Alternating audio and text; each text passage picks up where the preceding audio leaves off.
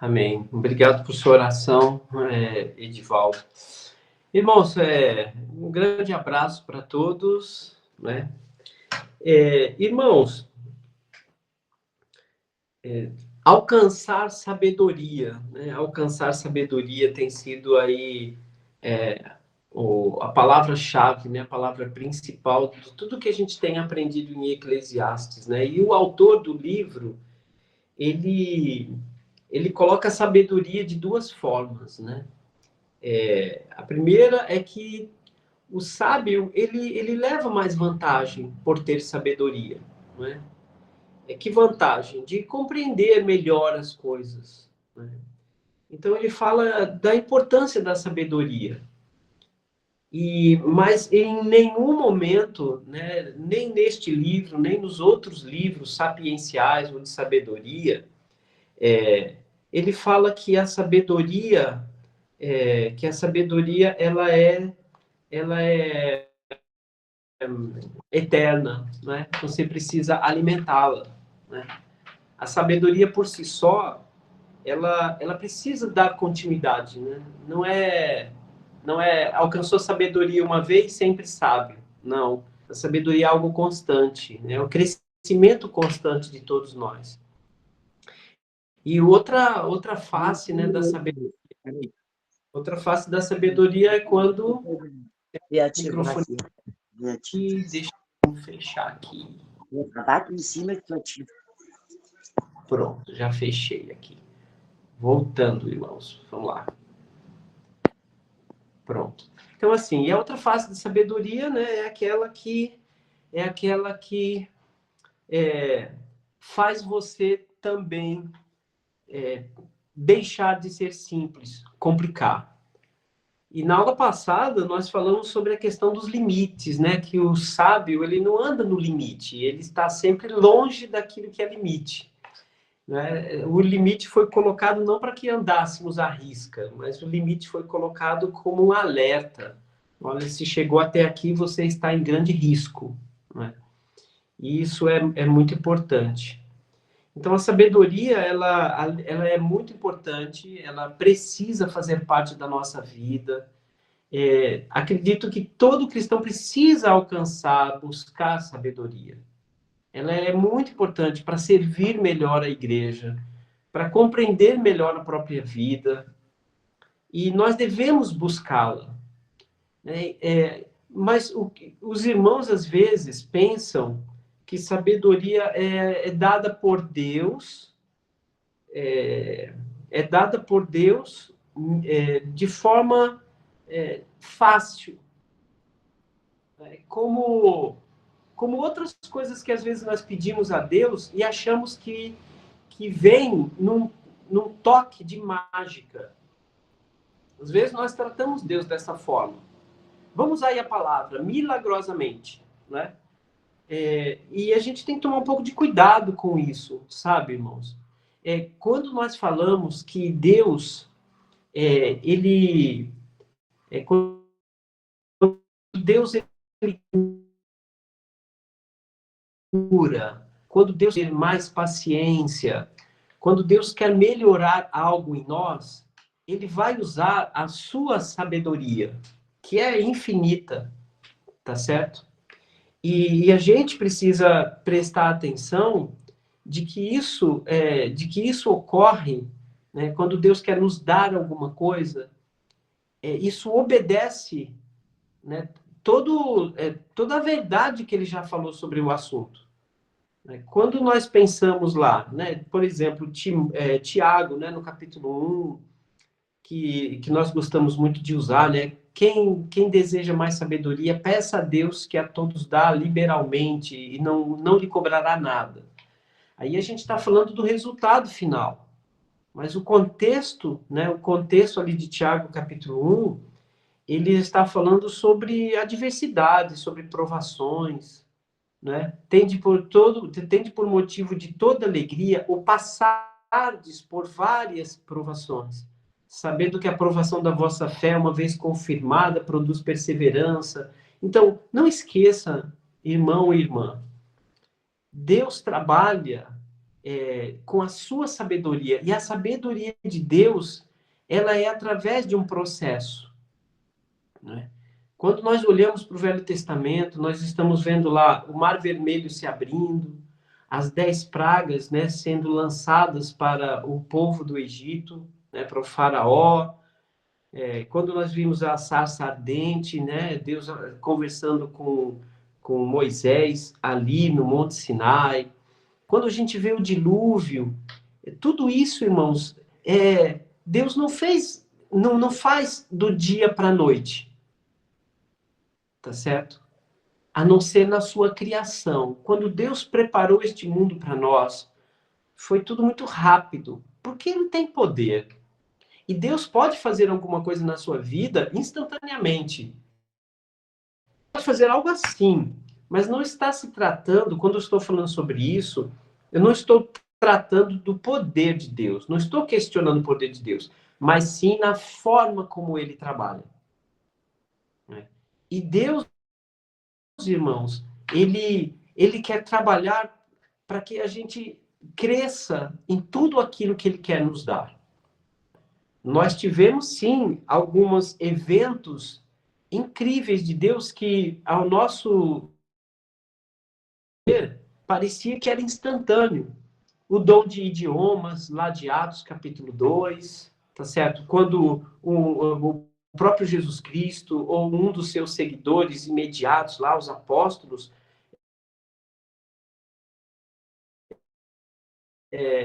curavam enfermos instantaneamente. Vê, mas não esqueça, irmãos, tudo isso é um processo, é um trabalho de Deus. Enquanto você está olhando o mundo com os teus olhos, Deus está trabalhando no mundo antes de você chegar. E nós precisamos compreender que tudo é um processo, né? Tudo as coisas vão acontecendo um pouco de cada vez, para que tudo se encaixe, para que tudo se torne perfeito. No texto que eu acabei de mencionar, de Tiago, capítulo 1, ali é Deus trabalhando nas provações para gerar esperança naquelas pessoas. Então, quem passa pelas provações, melhora a perseverança. Olha o processo, né? Ele usou ali o verbo passar, no sentido, depois que a provação é concluída, tem um resultado. Então, durante a provação, ninguém está alegre. Nós estamos preocupados, chateados. É doloroso o processo na vida da gente. Nós cometemos falhas nesse tempo que a gente está passando pela. Mas quando nós passarmos da provação, olha que expectativa boa, né? Quando você tem que ter certeza que a provação passará. Essa certeza que Jesus nos dá, né? É que tudo passará. Tudo, absolutamente tudo não durará para sempre. Pode levar um dia, um mês, uma semana, um ano, pode levar 400 anos. Entende? Mas é Deus trabalhando. E o processo da sabedoria, ela começa lá com a experiência que você está vivendo, que é uma prova, né? A prova, ela não é para que você seja aprovado ou reprovado. Não necessariamente. A aprovação, ela vem para que você coloque em prática aquilo que você sabe na teoria. A fé prática, né? A fé é a prática daquilo que você já tem conhecimento. E aí você vive a aprovação, e quando passa pela aprovação, aí vem a alegria. Tende por motivo de toda alegria o passardes por várias provações. E aí, quando você passa e se torna alegre, porque você viu que você conseguiu passar daquela fase, entende? E tem que se sentir alegre por isso, você se tornará perseverante, né? E aí você olha para trás e você vê que tudo aquilo que você passou, né? Você aprendeu algumas coisas, com os seus erros, com os seus acertos, e você fica firme. E aí, depois que ele fala desses acontecimentos, né, durante a aprovação, depois da aprovação, aí ele diz assim, olha, ganhou sabedoria, ou seja, olhou para a situação e aprendeu com ela. Você vai melhorar, você vai se melhorar depois da aprovação, né? Já sabe onde você errou para que você melhore. Viu como foi bom você ter acertado naquilo? Então, se você quiser mais, pede que eu vou criar muitas situações para você crescer ainda mais, né? Ou seja, se você tem necessidade de mais sabedoria, de mais aprendizado, é só pedir que vem muito mais provação por aí. Né? Aí a gente para e pensa, pedir mais sabedoria, não esqueça, não virá durante o sono, que você acorda no outro dia de manhã com toda a sabedoria. Não é verdade? Não é um chip que o Senhor coloca em você, né, como no filme Matrix, né, que você vai ali durante um minuto você aprende tudo. Não. Ele vai te dar tantas situações. E Deus trabalha, irmãos, nesse processo. E quando a gente olha para Eclesiastes e a gente vê tantas vezes a palavra sabedoria aparecendo, nós estamos aqui estudando todo esse processo que às vezes para o mundo é tão complicado, né, de alcançar a sabedoria.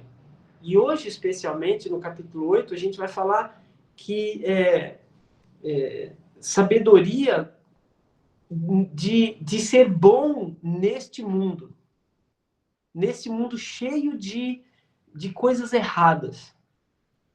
Né? Eu estou tentando contextualizar, porque o capítulo 8 ele está dentro de um contexto histórico muito diferente do que nós vivemos hoje. Bastante diferente, irmãos. Quando o livro foi escrito, nós vivíamos reinados, reis. As pessoas eram súditos dos reis.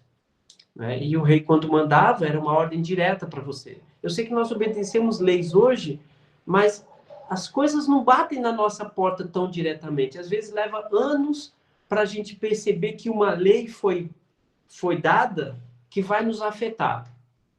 Então, hoje, o processo é mais lento, é mais indireto. Né? Hoje, quando um presidente da República, junto com a Câmara, né, dos deputados federais, junto com senadores, quando todos aqueles que nos governam promulgam uma lei, tem uma estratégia por trás delas. E essa estratégia vai nos afetar a médio e longo prazo. Às vezes levam décadas para que a gente seja atingido por uma lei que um governante promulgou lá atrás. Mas aqui no livro, né, de Eclesiastes, as coisas eram muito imediatas. Se o rei sabia de alguma coisa, ele mandava sua cavalaria, mandava seus soldados ir lá, prender, matar. Se ele quisesse pegar suas terras, ele pegava. Você tinha a obrigação de pagar um imposto direto. Né? Não tinha Receita Federal que ia investigar você e depois de um bom tempo ia começar a ver se você tinha que pagar impostos, juros, se ia ter que confiscar alguma coisa sua.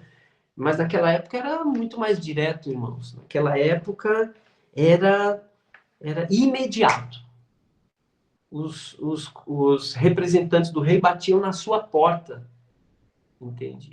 Os soldados, eles iam ver se você tinha 1000 cabeças de gado, porque 100 daquelas cabeças tinha que mandar para o castelo do rei.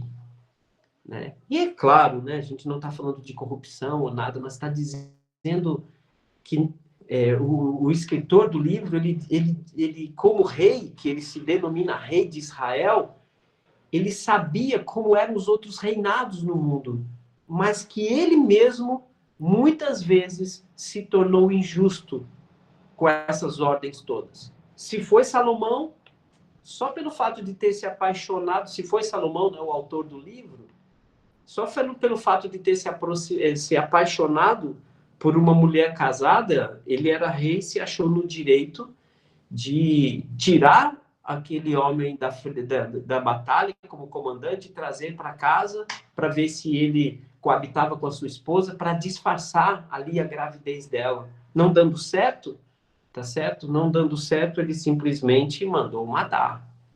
Né? Ô, Sérgio, Oi, Ivan. Desculpa te interromper aí, mas que a gente ia comentar só no final, mas acho que você está fazendo confusão de Salomão com Davi, não? Oi, ah, desculpe. Não, estou falando dos reis, né? Verdade. Desculpa. Até porque a gente sabe, né, o que o rei fazia. Desculpe, obrigado. Foi um bom alerta. Então, assim, assim como Salomão, né, também teve seus mandos quando precisava de uma mulher, ou queria uma mulher para o seu harém, ele mandava tirar aquela mulher da casa dos seus pais e não obedecia nada. Assim como foi o rei Davi, né? O rei Davi e tantos outros. Então, esse era o cenário de rei. As ordens de um rei, ela batia direto. Então, você tinha que ter muita sabedoria, porque você não podia falar coisa errada. Você tinha que tomar cuidado para não tomar decisões erradas. Até para dizer não para o rei, você tinha que tomar muito cuidado, mesmo que ele fosse injusto. E aqui o conselho que ele dá no capítulo 8 é que não deixe de obedecer ao rei. Mas logo em seguida ele fala que se você tem sabedoria, anda certo, tá certo? Você anda certo, provavelmente nenhum mal acontecerá com você. Mas tem que obedecer. E o sábio, ele obedece no tempo certo, porque na verdade o sábio, ele confia em Deus que está acima do rei. Né? Em Deus que está acima do rei. E esse é o enredo que traz o capítulo 8 para a gente. E uma coisa muito importante é que ele alerta logo em seguida, né, que você não será castigado, né? Nem sempre você será castigado por ter feito mal. Nem sempre as pessoas são castigadas por fazerem o mal. E muitas pessoas que fazem coisas más não serão castigadas. Desde o rei até mesmo um súdito do rei.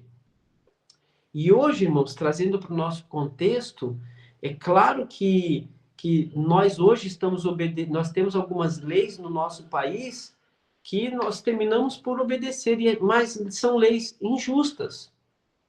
Né? No nosso país, ainda não existe uma perseguição tão violenta quanto alguns outros países. Mas existem leis aí que atingem a minha família na educação. Existem algumas leis que nós somos obrigados a respeitar que nos parecem muitas vezes injustas, mas elas vão chegar até nós. Então, para viver neste mundo onde alguém dita as regras, e esse alguém não é Deus, tá certo? Não é Deus. E nós sabemos que Satanás, ele trabalha no mundo, né? Os principados e potestades contra os dominadores deste mundo tenebroso guerreiam contra nós. E nós sabemos que muitos dos governos da terra, eles não vêm de Deus, né? Porque não praticam a justiça de Deus. Então, como nós vamos ser sábios diante de situações na vida? Pode ser de um plano de saúde, pode ser quando você tem que ser tratado pelo SUS, que alguns têm preferência, outros não, você tem que entrar numa fila. Pode ser na cobrança de alguns impostos, pode ser de você abastecer o seu carro num lugar que coloca um combustível adulterado e você não tem como colocar na justiça. É um patrão que não registra a carteira de trabalho do seu funcionário, pode ser aposentadoria, que você pagou tanto durante tanto tempo, mas recebeu muito menos do que você teria direito. Enfim, como ser sábio neste mundo? Né? Como alcançarmos sabedoria? O fato é que o grande mestre que nós temos, o nosso Senhor Jesus Cristo, ele trouxe para nós uma sabedoria gigante. A igreja é uma instituição que nos ajuda, irmãos, juntos, a vivermos uma vida de um jeito que dificilmente nós sofreremos algum dano, a não ser que seja por perseguição. O cristão mesmo, ele sofre injustiça nesse mundo por perseguição. Mas quando um cristão ele anda corretamente, ele será poupado de muitas coisas neste mundo.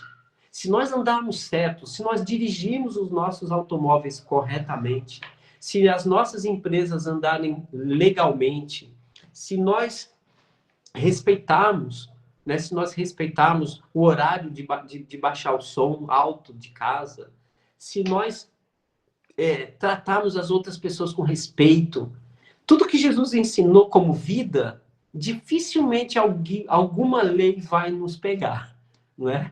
Aquele que anda no Espírito, né, ele não anda sobre lei, nem a de Moisés, nem a lei humana. E o capítulo 8, ele fala da importância da sabedoria, né? E aqui, no capítulo 8, você vai ler junto comigo daqui a pouquinho, que existe a diferença do homem comum, da pessoa comum e da pessoa sábia, né? Claro que falando da sabedoria de Deus. O homem comum complica tudo. Versículo 29 do capítulo 7, né? Onde nós finalizamos. Eis que Deus criou o homem reto e simples e direito, mas ele complicou tudo, né? Ou em outra linguagem da Bíblia, diz no versículo 29 do capítulo 7 que o homem fica arrumando 1000 maneiras, 1000 formas de ser mal, né? Sendo que Deus criou ele simples. E assim é o homem comum. Mas no versículo 1 do capítulo 8, ele diz assim nessa linguagem, muito interessante: ninguém pode entender ou explicar as coisas como faz o sábio, não é? Então, o sábio é diferente do homem comum. O homem comum, ele nem sabe como se conduzir. Ele vai reclamar de tudo, da injustiça do mundo, ele vai achar um absurdo que o mal não é castigado, por exemplo. Mas ele diz que o sábio, ele explica essas coisas. E como é difícil, né, irmão, você explicar uma coisa de Deus para as pessoas que não têm Deus. Como é difícil você explicar coisas espirituais para quem anda só na carne. Mas qual é o problema aqui? É se você está acostumado a ser um cristão que não tem sabedoria. Ah, Sérgio, mas às vezes tem cristãos que são novos na fé, que ainda estão bebendo leite. Sim, irmãos, mas quem disse que beber leite é para a vida toda? Quem disse que ser fraco na fé é para a vida toda? Tem que chegar um momento na vida cristã que o cristão ele vai progredir, ele vai crescer, ele vai comer alimento sólido. E nós precisamos ver que isso é uma obrigação cristã, alcançar sabedoria cada dia mais, alcançar maturidade cada dia mais. Nós não podemos ter para o resto das nossas vidas lives simples, com assuntos simples. Às vezes nós vamos ter que fazer nas lives também assuntos complexos. O irmão Giovanni, aí a questão de umas semanas atrás, ele trouxe o assunto de grande maturidade, de importância que é casamento, segundo casamento, divórcio, né? E é um assunto profundo que precisamos ganhar muito mais sabedoria nisso, porque os nossos filhos, os jovens da igreja, estão aí, né? Arrumando uma namorada, um namorado, estão tendo que escolher quem vão se casar, se vão se casar.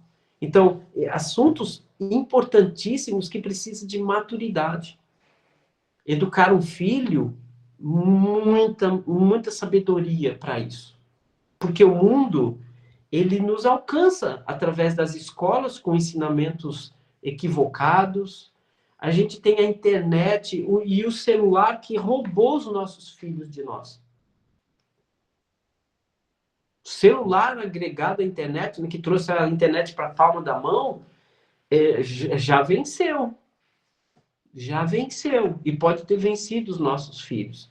É uma luta para os pais verem os filhos sentados comendo à mesa com o celular na mão, ou não oram mais, não estudam mais a Bíblia, mas e nós também. Quantos de nós pegamos lá o Facebook, ou a internet, o Instagram, e ficamos passando o dedo assim? A gente nem assiste um filme, nem assiste nada. São reels, ou pequenos vídeos que em 5 segundos eles já vão embora. Né? Alguns já estão chamando isso de bestialidades, né? As pessoas estão não conseguem construir um pensamento. E, irmãos, quando a gente vê aqui, a gente tem que perceber que a sabedoria é importantíssima. Ele diz, no finalzinho do versículo 1, diz assim, do capítulo 8, a sua sabedoria o alegra, né, o sábio, né? A sabedoria do sábio o alegra, e faz com que as pessoas mudem o rosto de tristeza para alegria. Em outra tradução aqui diz uma coisa interessante, né? Que a sabedoria do homem faz reluzir o seu rosto, ele fica mais bonito. E muda-se até a dureza da sua face. O alvo principal de Eclesiastes sempre é isso. É a vantagem da sabedoria. Porém, a sabedoria, ela ainda está presente quando você é humilde e quando você reconhece Deus como seu Criador, que você tem que obedecer a Deus. Esse é o limite da sabedoria, né? É quando você reconhece que toda sabedoria que se tem, ela vem de Deus. Pronto, é aí. Quando isso precisa ser dito para alguém, que você tem a sabedoria, mas é sabedoria do mundo, é porque você já está ultrapassando os limites. E nós precisamos acordar muito para isso, porque o mundo, irmãos, ele precisa de irmãos sábios. Os nossos irmãos e irmãs, aqueles que congregam conosco, eles estão na igreja ou nas lives umas 5 horas por semana, mais ou menos. É a média de que um cristão ativo, que está procurando comunhão, ele está. A média é 5 horas. Mais ou menos 2 horas no domingo e 3 horas durante a semana nas lives que a gente tem. É a média. Alguns têm mais horas, outros têm menos horas. Mas no mundo, nós estamos quantas horas? Né? Quantas horas nós temos durante a semana? Nas empresas, nós ficamos 40 horas semanais, né? Que a legislação limita, né? 40 horas semanais. Então, mas nós estamos no mundo muito mais tempo do que estamos com os irmãos. Estamos no mundo ouvindo e assistindo coisas muito mais tempo do que estamos na palavra de Deus. E no capítulo 8, a gente começa a perceber aqui que os poderes do mundo, eles vão nos afetar e precisamos ter muita sabedoria na hora de obedecer este mundo. Porque nós somos obedientes a esse mundo, sabia disso? Nós obedecemos às regras, às legislações, nós obedecemos até os horários que o mundo impõe para nós. Tem gente que obedece os horários da novela das 8, 9, sei lá. Tem gente que obedece, né, aos ensinamentos da televisão, do jornalismo, e a gente termina obedecendo tudo, porque a gente vai acreditando em tudo e vamos vivendo de acordo com o mundo. Mas a sabedoria que vem de Deus, ela nos faz reagir ao mal e às injustiças com equilíbrio. Espero que quando nós estivermos lendo, não vai dar para explicar tantos detalhes, mas preste atenção principalmente nisso. É um recado que eu gostaria de dar hoje, antes de nós lermos juntos Eclesiastes capítulo 8. Tá certo? Eu dividi ele em 2 partes, do versículo 1 ao 9 e depois o restante, né, do 10 até o último versículo desse capítulo. Tá? Então, isso é uma coisa muito importante. Preste atenção no mundo e peça a sabedoria de Deus, irmãos e irmãs, para a gente se posicionar no mundo. Não viva na igreja, na comunhão com os irmãos, como se você estivesse fugindo do mundo. Não tem como. Porque nós nos alimentamos da palavra de Deus enquanto igreja, quando estamos juntos, mas não se esqueça, irmãos, tem muito desafio lá fora. Não será entre 4 paredes que nós vamos ser provados. Nós somos provados o tempo todo na visão e na sabedoria que nós temos lá fora. Seja um sábio que transforma o mundo. Por que eu estou falando isso? Por causa de 2 palavrinhas do Senhor Jesus. Vocês são a luz do mundo e o sal da terra. Não se pode edificar uma cidade, não se pode esconder uma cidade edificada no monte. Entende? Você não pega uma luz e coloca um cesto para cobri-la, mas a luz tem que estar no lugar mais alto da casa para iluminar a todos. Vamos tomar a frente, irmãos, de uma postura de Cristo neste mundo. Somos cristinos, né? Somos cristãos neste mundo, para iluminar a todos. Segundo assunto importante, bem rapidinho agora para a gente fechar. Irmãos, qual é a visão que nós temos sobre castigo? Principalmente para nós que vivemos debaixo da graça. o mundo vai aprontar tudo que quiser e que a lei permitir, ou a lei se vender a isso. Mas todos nós nos apresentaremos diante de Deus. É por isso que existe o dia D, né? O dia do juízo. O juízo final é real. Não é aqui, mas quando Jesus voltar. Não é? Então, nós vamos enxergar muitas coisas erradas neste mundo que vão parecer que aquilo é o certo. A nação de Israel ficou 400 anos vivendo a vida que eles achavam correto. Eles achavam correto apanhar dos egípcios, de ser escravos, de obedecer a todas as leis, as dezenas de leis dos egípcios. Tudo era muito normal para aquela nação que passou 4 gerações lá prisioneiras. E quando Moisés trouxe a verdade, como foi difícil para aquele povo abrir a mente, porque eles estavam totalmente acostumados com o mundo. E o pior disso tudo é que muitas pessoas se acostumam que não há castigo. A impunidade reina no mundo. E aí o mundo vê que existe impunidade aqui embaixo. Muitas pessoas que fazem mal, vivem vida longa, não são presos, não são castigados. E aí as pessoas pensam, mas Deus é amoroso. Se aqui no mundo não se castiga, Deus não vai castigar, não. Ele vai dar um jeito de salvar todo mundo. Ou então, vão olhar para Deus e achar que é impossível para Deus condenar alguém eternamente no lago de fogo que queima eternamente, a segunda morte. Entende? Porque isso está tão longe da cabeça dos seres humanos. Muitas pessoas sofrem as consequências dos seus erros, é claro, mas isso não é castigo. Tá certo? Isso não é castigo. E o homem nem consegue castigar ninguém. Às vezes o homem quer castigar prendendo uma pessoa numa penitenciária ou dando uma injeção letal ou cadeira elétrica, como eram umas décadas atrás. Mas o homem não sabe castigar ninguém. Mas nem o pai sabe castigar direito o seu próprio filho. Mas não esqueça, irmãos, o castigo vem de Deus. E Deus tem um tempo certo para isso. Eclesiastes, capítulo 8, versículo 2. Cumpra as ordens do rei, porque assim você se comprometeu diante de Deus. Ou seja, você vai obedecer aqui embaixo porque Deus quer que você obedeça, que você não seja um irreverente, um anarquista, tá certo? Um revoltado que faz tudo contra aquilo que é bom para todos.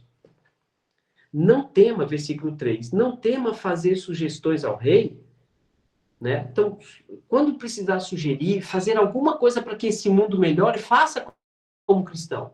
Na escola, entende? Numa reunião da Câmara dos Vereadores, se você quiser dar uma sugestão sábia, boa, dê, né?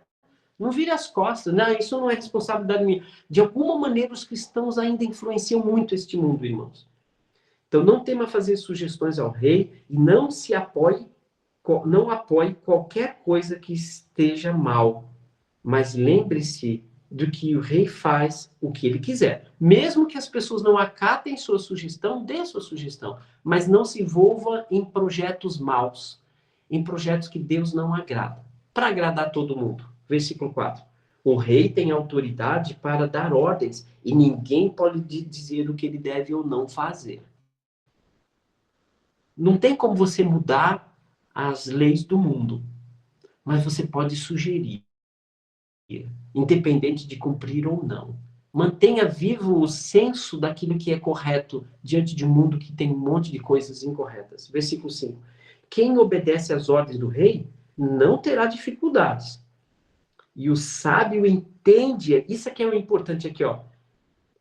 Quem obedece às ordens do rei não terá dificuldade. Às vezes nós temos que obedecer esse mundo, mas olha só que interessante, a gente tem que ter a visão de que não é o rei quem manda no mundo mesmo, mas Deus, lá no tempo certo, na hora certa, Deus faz com que as coisas aconteçam.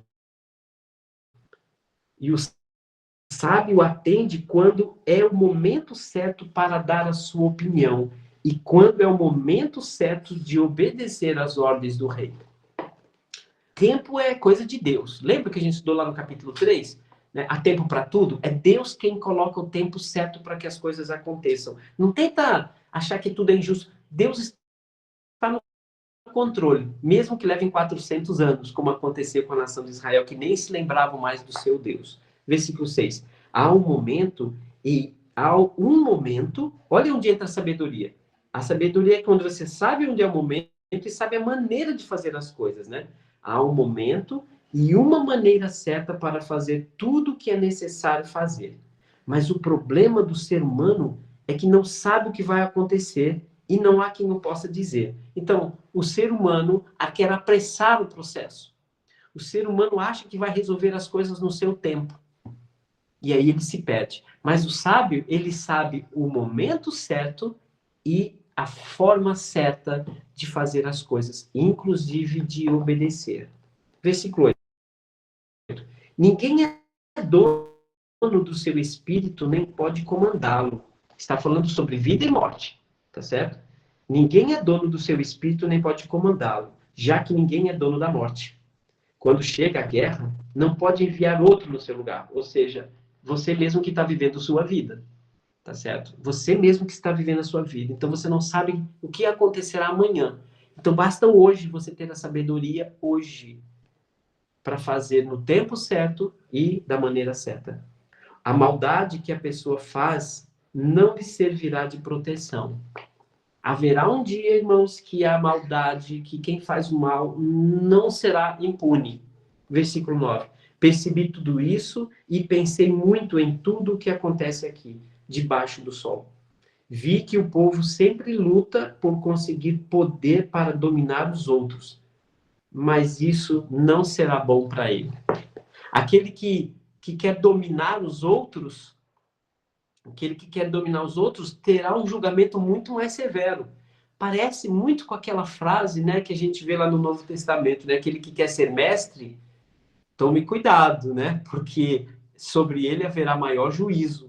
Aquele que comanda o outro, aquele que tem influência sobre outras pessoas, tem que fazer por amor. Por isso que Jesus veio ensinar o serviço, que é o amor, né? O amor verdadeiro é aquele que você serve a pessoa naquilo que ela precisa. É serviço, é compromisso em servir as pessoas. Esse é o sentido que Jesus trouxe para o mundo, onde as pessoas têm prazer de mandar umas nas outras. E nós temos que nunca permitir que isso aconteça na igreja. Aqueles que só dão ordens. Mas o verdadeiro servo, aquele verdadeiro líder, é o líder servidor. É aquele que influencia as pessoas por ele mesmo fazer. Como Jesus lavando os pés aos pés dos seus discípulos. Então aqui ele trouxe essa mensagem para todos, né? Tome muito cuidado. Assim como o rei vai ter o juízo dele, todos serão julgados e ninguém vai escapar. Né? E a impunidade faz o que com as pessoas? A impunidade faz a pessoa relaxar. Não tem problema nenhum. Vai ter problema muito sério, irmãos, muito sério. Versículo 10 em diante. Vi que para as pessoas perversas eram feitos grandes... Eu vou ler na outra linguagem, então vou ler aqui na revista e atualizada. Versículo 10, está aqui. Assim também vi os perversos receberem sepultura e entrarem no repouso, ao passo que os que frequentavam o lugar santo foram esquecidos na cidade onde fizeram o bem. Também isso é vaidade. Visto como se não executa logo a sentença sobre a má obra, quer dizer, não tem castigo, o coração dos filhos dos homens está inteiramente disposto a praticar o mal. Por não serem castigados, parece que o coração da pessoa fica ainda muito mais motivado a continuar fazendo mal, porque acredita de verdade que vai passar impune, não é? Ainda que um pecador faça o mal 100 vezes e os dias se lhe prolonguem, eu sei com certeza que bem sucede aos que temem a Deus. Tá certo? O que acontece com os que temem a Deus e o que acontece com os que não temem a Deus. Irmãos, é a grande observação do sábio aqui. Tá certo? A impunidade não durará para sempre. E a bondade, a justiça e a obediência também receberá o seu galardão. A maneira como o perverso vai receber o castigo, aquele que hoje sofre e obedece, mas anda corretamente em obediência a Deus, ele receberá a salvação. Tão certo como vive cada pessoa. E ele continua aqui, versículo 13. Mas o perverso não irá bem, nem prolongará os seus dias. Aqui ele está falando depois da morte. Não tem dias prolongados, né? Será como a sombra, visto que não teme diante de Deus. Versículo 14. Há ainda outra vaidade, né? Alguma coisa inútil neste mundo, sobre a terra. Justos a quem sucede segundo as obras dos perversos, e perversos a quem sucede segundo as obras dos justos. Digo que também isto é vaidade. Vamos ler de novo. Ainda há outra vaidade sobre a terra. Justos a quem sucede segundo as obras dos perversos. Justos que sofrem pela obra dos perversos. Né? Justos que pagam, que sofrem e que são até aparentemente castigados por perversos. E perversos a quem sucede segundo as obras dos justos. Muitas vezes as obras dos justos, nosso trabalho beneficia tanta gente mal.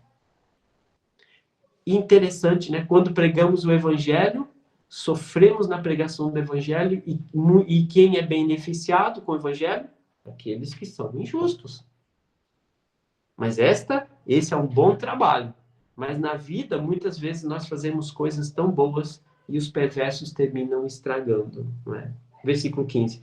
Então, exaltei eu a alegria, porquanto para o homem nenhuma coisa há melhor debaixo do sol do que beber e alegrar-se, né? Viver a vida com as coisas simples da vida.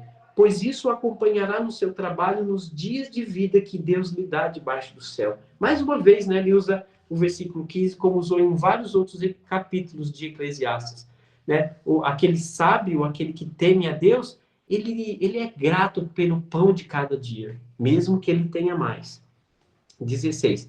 Aplicando-me a conhecer a sabedoria e a ver o trabalho que há sobre a terra, pois nem de dia nem de noite vê o homem sono nos seus olhos. Pois nem de dia nem de noite vê o homem sono nos teus olhos. Ou seja, mesmo que você gaste tanto tempo sem dormir, sem descansar para buscar a sabedoria. Versículo 17. Então eu contemplei toda a obra de Deus que vi que o homem não pode compreender a obra que se faz debaixo do céu. Pois mais que trabalhe o homem para a descobrir, não entenderá. E ainda que diga o sábio que virá a conhecer, nem por isso o poderá achar. Os sábios que nem conseguem compreender tantas coisas, imagine aquele que não alcançou sabedoria. Vive a vida sem compreender a vida. Mas o cristão, ou nós que procuramos buscar a sabedoria, entendemos algumas coisas, e naquelas coisas que nós não entendemos, nós confiamos em Deus. Mas aquele que não tem sabedoria, a vida lhe passa sem compreender absolutamente nada. E nós devemos buscar as respostas. Quero ler somente para finalizar nesta linguagem aqui, versão fácil de ler, os dois últimos versículos aqui. Diz assim, 17. Também vi todas as coisas que Deus faz e vi que aos homens não é possível entender todo o trabalho que Deus faz na terra. Tem tanta coisa que Deus faz e não está no nosso controle. Né? Isso é a afirmação de que enquanto nós estamos fazendo a nossa parte, Deus está fazendo a parte dele no mundo. Alguém pode tentar, mas não conseguirá. Embora apareça um sábio dizendo que ele pode entender, acredite, não é verdade. Nem o sábio consegue ver tudo que Deus faz. Porque a sabedoria muitas vezes é para ele mesmo. Ninguém pode entender tudo que Deus faz. Eu quero finalizar com esse versículo dizendo que Deus está trabalhando no mundo, irmãos, através de acontecimentos hoje em qualquer parte do mundo. Então, o nosso trabalho, irmãos, é buscar sabedoria para, principalmente, entender o que Deus faz na sua vida, mas o que Deus faz na vida dos outros, ninguém pode compreender. E é por isso que oramos por outras pessoas. É por isso que nós temos que fazer por aquele que está perto. E isso está embutido dentro do ensinamento de Jesus. Ame o seu próximo. O nosso trabalho, irmãos, com sabedoria, é fazer para aquelas pessoas que estão próximos. E quando estivermos no mundo, vamos ter sabedoria. Mas não esqueça, mesmo que haja um governo, mesmo que hajam forças nesse mundo, Deus está atuante na história. Deus está atuante na história da sua vida. Deus está atuante na vida do presidente de cada país. Deus está atuante lá na penitenciária, nos hospitais. E vamos alcançar a sabedoria na nossa vida para nós sermos fiéis a Deus e andarmos corretamente. Não guie sua vida pelo mundo. Guie sua vida pela fé que você tem em nosso Senhor e Salvador Jesus Cristo. E acredite, quando se tratar do mundo, Deus está sim no controle. Deus nos abençoe.